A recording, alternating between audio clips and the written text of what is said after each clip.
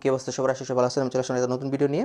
আজকের ভিডিওতে আলোচনার বিষয় হচ্ছে রাশিয়াতে ব্যাংক স্টেটমেন্ট লাগে কিনা এবং রাশিয়াতে যদি ব্যাংক স্টেটমেন্ট লাগে তাহলে আমাদের করণীয় কি, আর ব্যাংক স্টেটমেন্ট না লাগলে ব্যাংক স্টেটমেন্টের পরিবর্তে আমাদের কি লাগবে সেটা যদি একটু বলতেন।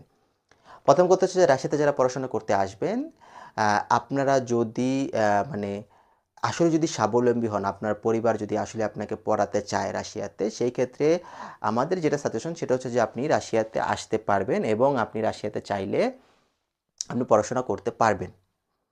এখন আপনার ব্যাংক স্টেটমেন্টটা লাগবে কি লাগবে না? না, রাশিয়ার যে এম্বাসি, তাদের ওয়েবসাইটে যদি আপনারা দেখেন রাশিয়ান এম্বাসি বাংলাদেশ লিখে যদি সার্চ দেন, সেখানে যে ওয়েবসাইটটা আসবে সেখানে দেখবেন যে স্টুডেন্ট ভিসা নামে একটা মেনু আছে। সেখানে যদি ক্লিক করেন, সেখানে দেখবেন খুবই স্পষ্টভাবে বলে দেওয়া আছে রাশিয়াতে ভিসা নেওয়ার জন্য কী কী ডকুমেন্টস লাগে। তার ভিতরে একটা জায়গায় গিয়ে বলা হয়েছে যে আপনার লাগবে হচ্ছে ফাইন্যান্সিয়াল সাপোর্টের এফিডেভিট। আর ব্যাংক স্টেটমেন্টে লেখা আছে একবারে নিচে, সেখানে হচ্ছে অ্যাটেনশন দিয়ে লেখা আছে যে অ্যাটেনশন, আপনি যদি কোনো ধরনের ডকুমেন্টস আপনি সেখানে প্রোভাইড করছেন, সেখানে আপনার কাছে মনে হয়েছে, মানে কাউন্সিলের কাছে মনে হয়েছে যে আপনি সেখানে ফেক ডকুমেন্টস প্রোভাইড করছেন বা আপনি সেখানে মিছা কথা বলতেছেন, তখন চাইলে এম্বাসি আপনার কাছ থেকে কিছু জিনিস আপনার কাছে ডিমান্ড করতে পারে। যেমন আপনার ব্যাংক স্টেটমেন্ট ডিমান্ড করতে পারে, অথবা আপনার টিকেটের কনফার্মেশন কপি ডিমান্ড করতে পারবে, এবং আরও আছে, আপনি দেখে নেবেন। আমি চেষ্টা করব আপনাদেরকে হেল্প করার জন্য, আমি লিঙ্কটা দিয়ে দিব, দেখে নেবেন। যদি আমার মনে থাকে আমি লিঙ্কটা ডিসক্রিপশনে দিয়ে দিব। এখন আসি ব্যাংক স্টেটমেন্ট যদি লাগে, যদি আমরা দেই, তাহলে আমরা দিলেই হবে কি না?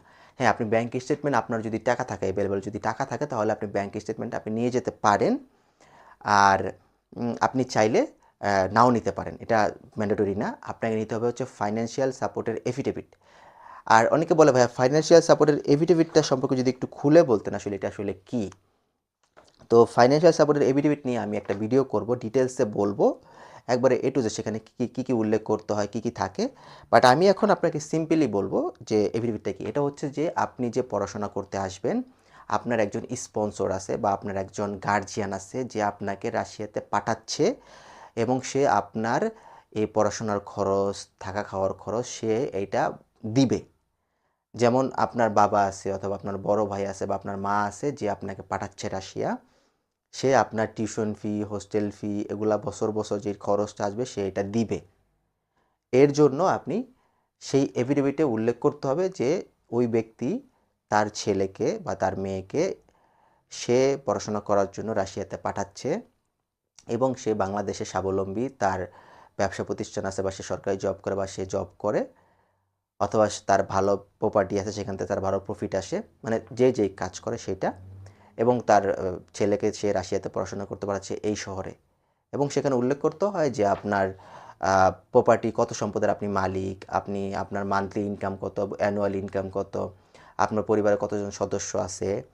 এরপরে হচ্ছে যে আপনি আপনি যে ভার্সিটিতে পড়বেন সেই ভার্সিটির ডিটেলস সেখানে উল্লেখ করতে হয়, এবং একটা সময় লাস্টে গিয়ে বলতে হয় যে আমি দায়িত্ব নিচ্ছি যে আমি আমার সন্তানকে রাশিয়াতে পড়াশোনা করার জন্য পাঠাচ্ছি, এবং আমি তার সকল খরচ আমি বহন করব।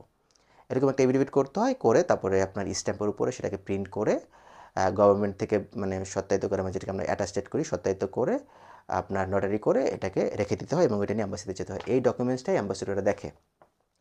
আর আরেকটা জিনিস সেটা হচ্ছে যে অনেকে কোশ্চেন করে যে এফিডেভিটটাকে কি আমরা রাশিয়ান ল্যাঙ্গুয়েজে কি ট্রান্সলেশন করে নিয়ে যাব কি না।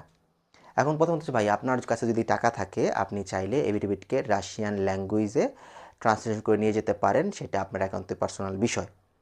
বাট আমরা মনে করি যে যদি পসিবল হয় আপনারা এটা করে নেবেন, আর যদি পসিবল যদি না হয় তাহলে করার দরকার নাই। তাহলে আমরা জানলাম যে রাশিয়াতে ব্যাংক স্টেটমেন্টের প্রয়োজন হয় কি না। রাশিয়াতে ব্যাংক স্টেটমেন্টের প্রয়োজন হয় না এম্বাসিতে, বাট আপনার যদি থাকে আপনি ব্যাংক স্টেটমেন্ট নিয়ে যাবেন এবং ফাইন্যান্সিয়াল সাপোর্টের এফিডেভিট নিয়ে যাবেন, তাতে করে আপনার ভিসা হওয়ার পসিবিলিটি অনেক বেড়ে যাবে। তো আজকে ভিডিও পর্যন্তই। যারা এখন অ্যাপ্লাই করেন নাই চাইলে স্ক্রিনে দেখানো নাম্বার আমার সাথে যোগাযোগ করে অ্যাপ্লাই করতে পারেন। আমি চেষ্টা করব আপনাদেরকে হেল্প করার জন্য। ভালো থাকবেন, সুস্থ থাকবেন, আমার জন্য দোয়া করবেন। আল্লাহ হাফেজ।